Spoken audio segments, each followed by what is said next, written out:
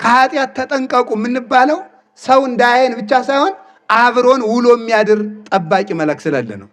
አይገርማችሁም? እስኪ አንድ ጥያቄ ልጠይቃችሁ።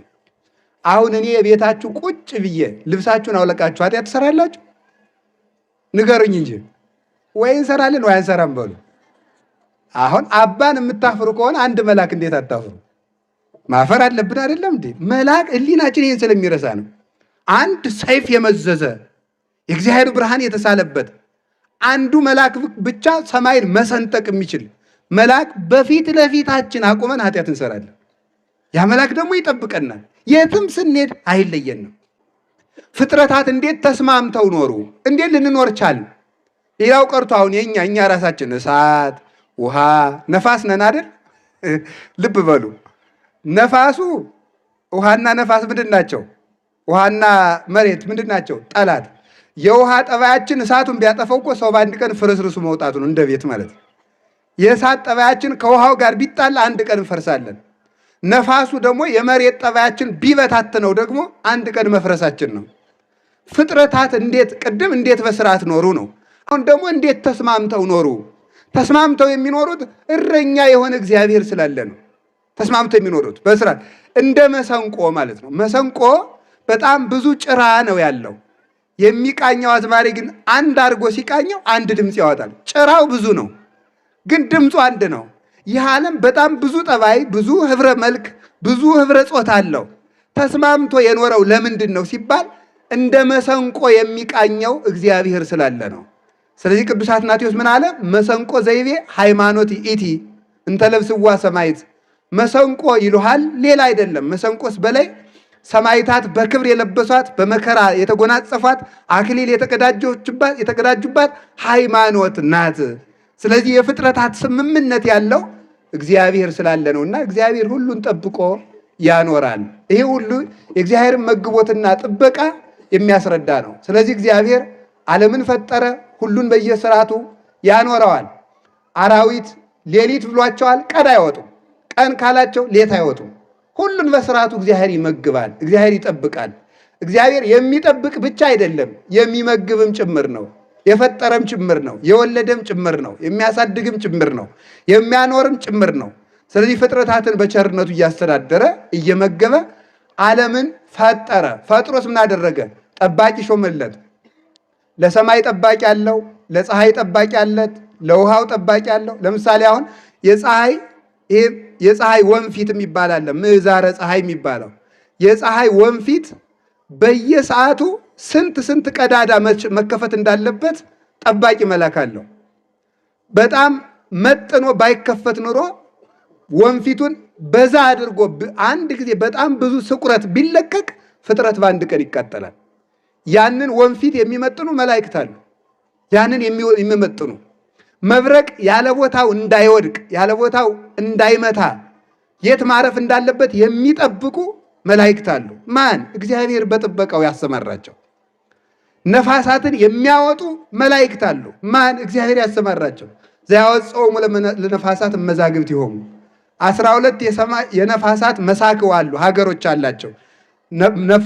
ነፋሳት ወይም ነፋስ 12 አለቆች አሏቸው፣ ለእነሱ ሀገር አላቸው። 8ቱ የመዓት ናቸው፣ 4ቱ የምሕረት ናቸው። ስለዚህ ሕዝብ በበደለ ጊዜ ከ8ቱ ነፋሳተ መዓት የስትንፋስ ያህል ጥቂቷን ሲያነፍሳት ሀገር በድርቅ ይመታል። ያንበጣ ኩብኩባ ሁሉ በምድር ላይ ይዘራል ማለት ነው። 4ቱን ሲያነፍሳቸው ደግሞ በምድር ላይ በሙሉ ሰላም፣ አዝሪት፣ አትክልት በሙሉ ጽጌያት ይኖራሉ ማለት ነው። ይህንን የሚመጥኑ ማለት ነፋሳት አሉ። ውሃውን በሚጠጥ ምንድን ነው ቀላያት ወይም ውሆች በስርዓታቸው እንዲፈሱ ውሃ እንዳይበላሽ ውሃ ነፍስ አለው የለውም? ምዕመናን አለው የለውም? አታውቁትም? ታውቁታላችሁ? ውሃ ነፍስ አለው አለው። ውሃ ነፍስ አለው። እስመ ነፋስ ነፍሳት ይሆሙ ለማያት። ነፋስ የውሃ ነፍሱ ነው። የውሃ ነፍሱ ማን ነው?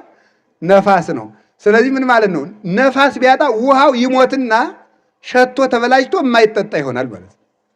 የማይጠጣ ይሆናል፣ የማያነጻ ይሆናል። ስለዚህ ምን ይሆናል? መኖር አንችልም ማለት ነው። ስለዚህ ለውሃው መልአክ አለው፣ ለውሃው መልአክ አለው። ለከዋክብት መልአክ አላቸው፣ እንዳይንጠበጠቡ የሚያደርግ። አንዱ ኮከብ ቢወድቅ ብቻ ኢትዮጵያ ማጥፋት ይችላል።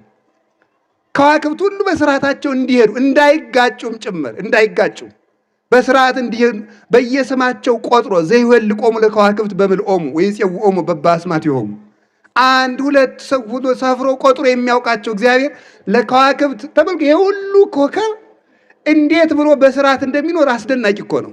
እንዴት አይጋጭም? እንዴትስ አይንጠበጠብም? ደግሞ በጠፈር የሚኖሩ ከሆነ ልብ ብላችሁ ስሙ። ቆይ ልንገራችሁ። ሸክም በላይ ተሸካሚ በታች ወይስ ተሸካሚ በላይ ሸክም በታች? የእናንተን ሕግ ነው የምትነግሩኝ። ለምሳሌ ጤፍ ብትሸከሙ ሸክሙ ነው በላይ፣ እናንተ ናችሁ በላይ። አቤት። እሺ ጫማስ? ጫማ ሸክሙ ነው ተሸካሚ ነው በላይ? አቤት። ተሸካሚው ማን ነው? ተሸካሚው ሰው ነው። ጫማ ነው እንደሚሸከመው? ሰው ነው የሚሸከመው።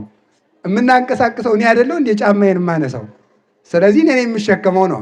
አንዳንድ ጊዜ ሸክም በላይ፣ አንዳንድ ጊዜ ሸክም በታች ይሆናል። ግን ዞሮ ዞሮ ግን ይሄ እግራችን ጋር ስለታሰረ ነው።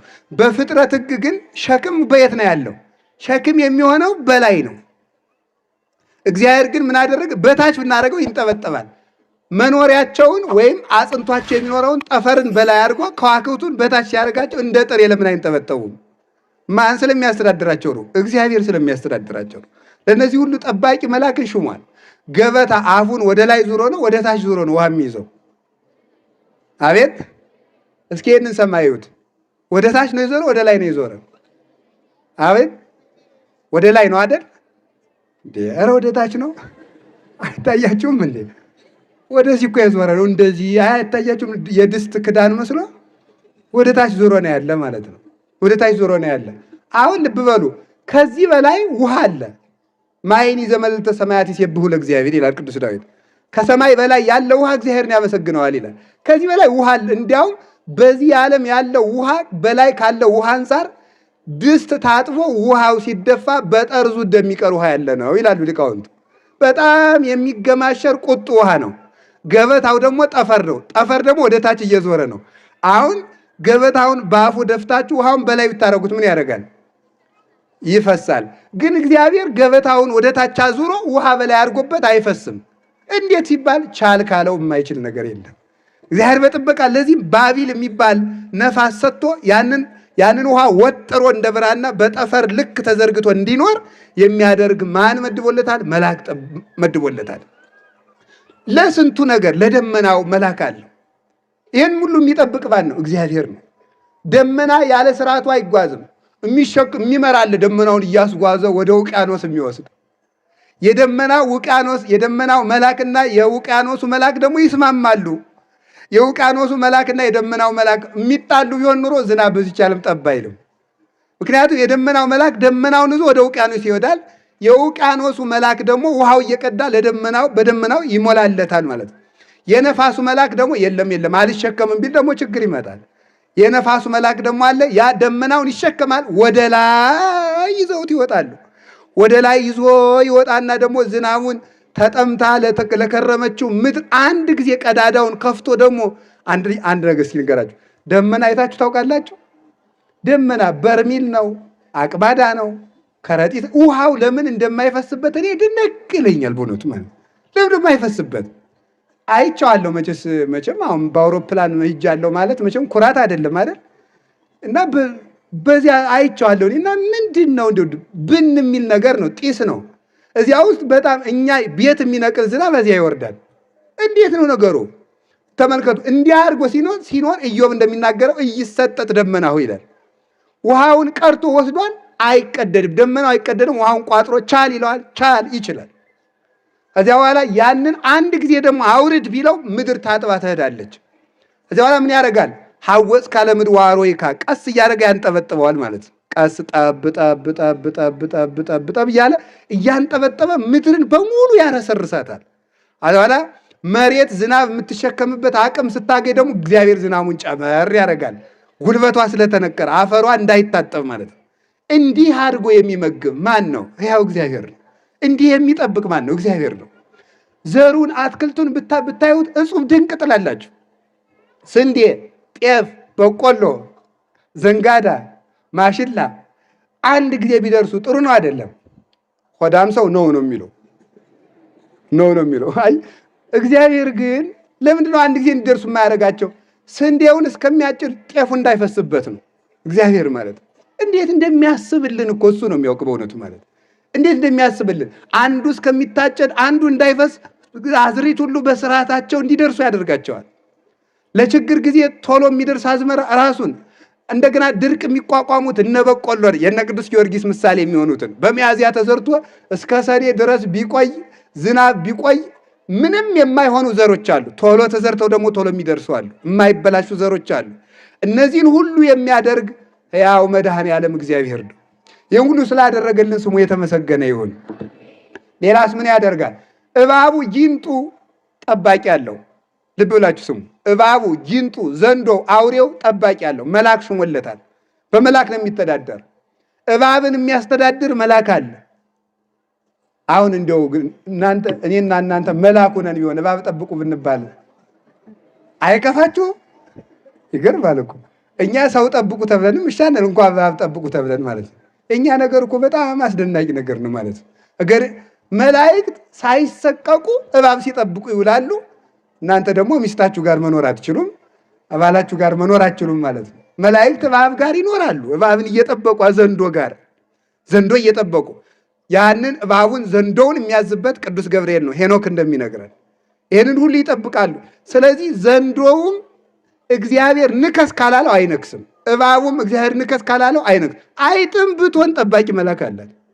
ማንኛውም ፍጥረት ጉንዳን ቢሆን ትል ቢሆን እግዚአብሔር ያለ ጠባቂ የተወው ፍጥረት የለም። እያንዳንዱ ፍጥረት ጠባቂ አለው። እንጨቶች ጠባቂ አላቸው። ያለ ጊዜያቸው ቅጠላቸው አይበጠልም፣ አይነቀሉም። ፍሬያቸውም እንዲያፈሩ የሚያደርጋቸው ማን ነው ሲባል ያው እግዚአብሔር ነው። ለፍጥረታት ሁሉ ጠባቂ አላቸው። ለዚህ ሁሉ የበላይ ንጉሥ ለሰው ደግሞ ሁለት ጠባቂ አለው። አያችሁ፣ የዚህ ሁሉ የበላይ ማን ነው? ሰው ነው። እስቲ ሰው በሉ። ሰው ነው መውደድ ያለባቸው። እውነቴን ነው። ሰው የሚወድ ሰው ትልቅ ሰው ነው። ሰው የሚወድ ሰው ነው። እግዚአብሔር በዚህ ዓለም ላይ እንደ ሰው አድርጎ የሚወደው ነገር የለም። የሞተ ራሱ ለማን ነው? ለሰው ነው። ሰው በአምላክ ደም የተገዛ ውድ ፍጥረት ነው። በአምላክ ስጋ የተዋጀ ነው። ለሰው ልጅ እኮ መልአክ ራሱ ዋጋው አይደለም። ምን ማለት ይመስላችኋል? መላእክትን እያቃለልኩ ይመስላችኋል? እንዲህ እንዳላደርግ ራሳቸው መላእክትም ያውቃሉ። ምክንያቱም ስለ መላእክትም አስተምሬ ያውቃለሁ፣ አምናቸዋለሁ። እንደሱ ማለት አይደለም። ግን የሰው ልጅ በመላክ አካል እንኳን አይመጠንም። የተገዛ በአምላክ አካል ነው። የአምላክ ዋጋ ተከፍሎለት፣ የደሙ ዋጋ የተከፈለለት በደሙ የዋጀን ነን። ስለዚህ ሰው ውድ ፍጥረት ነው። ሰውን እንደ መጥላት ያለ እግዚአብሔር መናቅ የለም። ሰውን እንደ መውደድ ያለም እግዚአብሔርን መውደድ የለም። ስለዚህ ለዚህ ሁሉ የበላይ ለሚሆን ለሰው ልጅ ደግሞ ሁለት ጠባቂ መላእክት አሉ። አንድ የሌሊት አንድ የቀን። የፈለገ ኃጢአት ቢሰራ እንኳን አይለየውም። ራቅ ብሎ ነው የሚጠብቀው። ይጠብቀዋል። ሌሊቱም ሙሉ ይጠብቀዋል። ለዚህ ነው አረጋዊ መንፈሳዊ እንዲያው ብቻዬን ነኝ ብለህ ከቤት ውስጥ ስትቀመጥ እንኳን ራቁትህን እንዲያው ዝም ብለህ ዝርግፍ ብለህ አተኛ። ምክንያቱም ሌላ ሰው ቢያይ የሚጠብቅ መልአክ እያየህ ነው። ከኃጢአት ተጠንቀቁ የምንባለው ሰው እንዳያየን ብቻ ሳይሆን አብሮን ውሎ የሚያድር ጠባቂ መልአክ ስላለ ነው። በዚህ ጥበቃ ውስጥ ነው የምተዳደረው። እንደውም የሚገርማችሁ እኮ ጠባቂ መልአክ ባይኖር እኮ አሁን አንዳንድ ጊዜ እንመስለን እግዚአብሔር ከተወኝ ስንት ዓመቱ ይላል ሰው። ኧረ ተው፣ እግዚአብሔር ትቶ ነው ውለህ የምትገባ? ለሰከንድ እንኳን ማደር አይቻልም።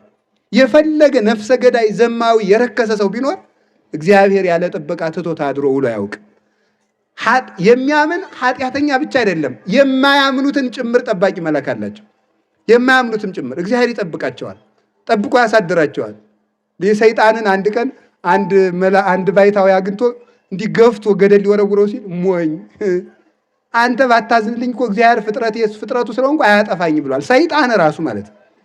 ሰይጣንን እግዚአብሔር ይጠብቀዋል አይጠብቀውም? ሰይጣንን ይጠብቀዋል ማለት ምን ማለት ይመስላችሁ? እንዳይጠፋ ይጠብቀዋል። እንዳይጠፋ መቼስ ማለት ነው። ፀሐይም እኮ ላቅሟ ይህንን እርኩስ አንድ እንደው አቃጥዬ ርር ላድርገው ብላ ነበር። አይ ተይው ሲቀጣ ይኑር እንጂ በአንድ ቀንስ አይጠፋም ብሏል። በእውነቱ ማለት ነው። ሰይጣን እንኳን እግዚአብሔር ሳይፈቅድለት ውሎ ማደር አይችልም። ያ ማለት ምን ማለት ይመስላችኋል?